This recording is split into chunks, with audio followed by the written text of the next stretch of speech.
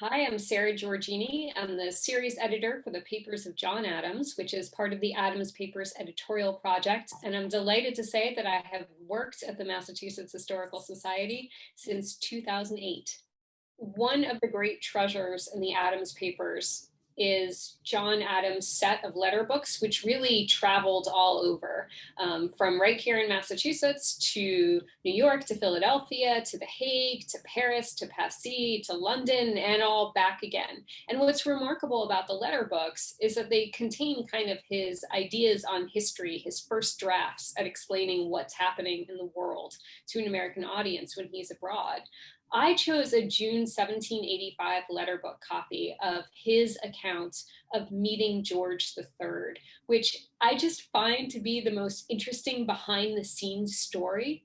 For John Adams, clutching his credentials and standing outside of George III's bedchamber, where he received ministers for his first private audience as the representative of an independent nation, that's what truly marked the turning point in Anglo-American relations and the end of the American Revolution in John Adams' mind. And I don't think I really understood that before I looked at this letter book copy. And this particular letter is interesting to me because he rethinks what he's going to say so many times. He's writing home to his boss, John Jay, who's what we might think of now as kind of the Secretary of Foreign Affairs or the Secretary of State.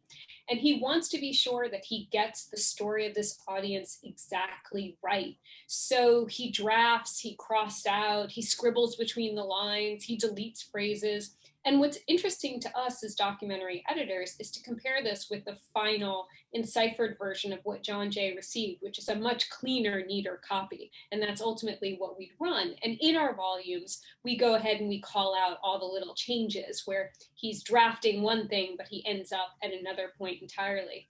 What I thought was so fascinating about this letterbook copy is John Adams is super nervous. He knows this story is going to go wide. It's going to be in every newspaper on both sides of the Atlantic. And so this account really struck me as someone who we think of as this rock solid revolutionary, John Adams, who's very sure footed on the world stage.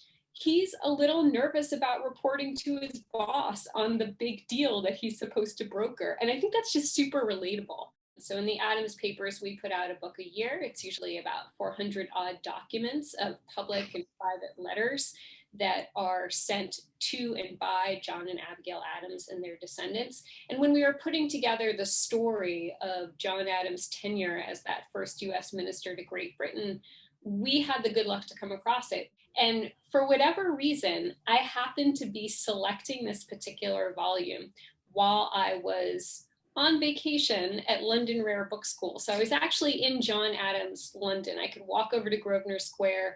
I could scoot by St. James Palace, which, by the way, you have to walk by Constitution Hill to get to, which I think is hilarious and amusing.